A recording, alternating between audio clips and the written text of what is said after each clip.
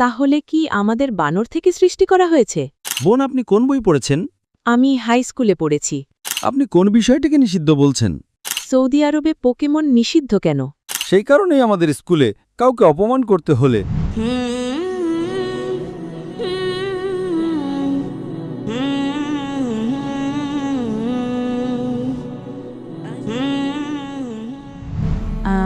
আমার নাম আয়ামে।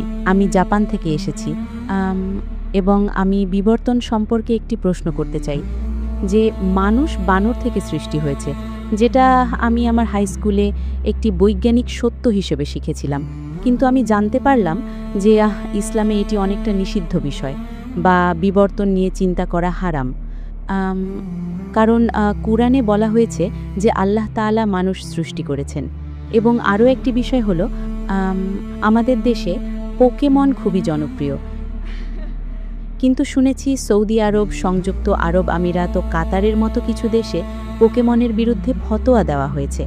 তাই আমার প্রশ্ন হলো, বিবর্তনের বিষয়টি এত সংবেদনশীল কেন, এবং মুসলমানরা এ বিষয়টিকে কিভাবে দেখেন বা মোকাবিলা করেন? কোনটি নিষিদ্ধ? পোকেমন? দুঃখিত, আমি ঠিক বুঝতে পারিনি। না, আমি বলতে চাচ্ছিলাম, কি নিষিদ্ধ আপনি বললেন? আমি বিবর্তনের ধারণার কথা বলছি। বিবর্তনের ধারণাটি?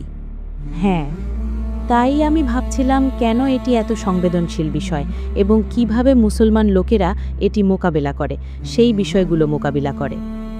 বোন একটি খুব সাধারণ প্রশ্ন করেছেন, এবং তার মতো আমিও আমার স্কুল এবং বিশ্ববিদ্যালয়ে ডারউইনের তত্ত্ব সম্পর্কে পড়েছি, যে মানুষ বানর থেকে বিবর্তিত হয়েছে।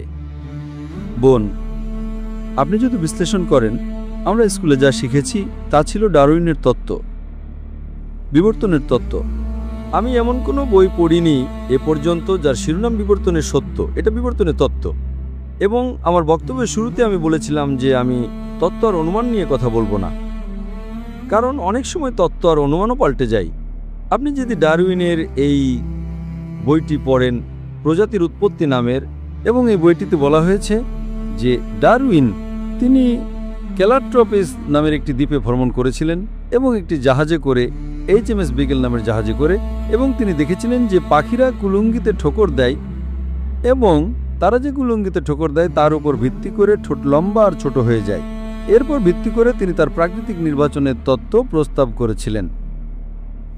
এবং ডারউইন নিজেও জানতেন যে সেখানে হারানো সূত্র ছিল, যে তখনও সব প্রমাণ পাওয়া যায়নি।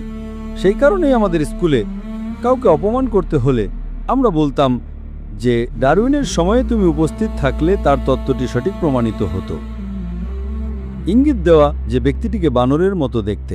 ডারউইন যা বলেছিলেন, এবং তিনি তার বন্ধু টমাস টমটাইনকে একটা চিঠি লিখেছিলেন যে তিনি প্রাকৃতিক নির্বাচনে বিশ্বাস করেন না, কারণ তার কাছে অনিবার্য প্রমাণ রয়েছে এমন নয়। এটি তাকে শ্রেণীবিভাগে সাহায্য করে, এবং এটি তাকে বর্ণনা করতে সাহায্য করে। সেখানে হারানো সূত্র ছিল। আজকে আমরা জানি যে 4 ধরনের হমিনয়েড রয়েছে। আমাদের আছে অস্ট্রালোপিথেকাস, আমাদের আছে ক্রোম্যাগনান, আমাদের আছে নিয়ান্ডারথাল মানুষ, এবং আমরা জানি যে তাদের মধ্যে কোনো সরাসরি সংযোগ নেই। এবং পিপি গ্রাসের মতে, যিনি প্যারিসের সরবন বিশ্ববিদ্যালয়ে অধ্যয়নের প্রধান পদ ধারণ করেছিলেন, তিনি বলেছিলেন যে আমাদের পূর্বপুরুষরা বানর ছিল এমন দাবি করা মানে আপনার কল্পনাকে বড্ড বেশি লাগাম ছাড়া হতে দেওয়া, মাত্র কয়েকটি ধ্বংসাবশেষের অধ্যয়নের উপর ভিত্তি করে। এটা কেবল একটি অনুমান, যেহেতু সত্য সম্পর্কে কোনো জ্ঞান নেই। আমাদের ডারউইনের তত্ত্ব এমনভাবে শেখানো হয় যেন এটা একটি সত্য।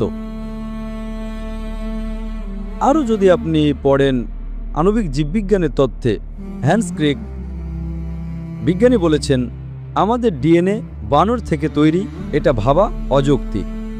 এবং অনেক বিজ্ঞানী আছেন, আপনি যদি একটা ওয়েবসাইটে যান, আপনি শুধু ডারউইনের তত্ত্বের বিরুদ্ধে বিজ্ঞানী টাইপ করেন,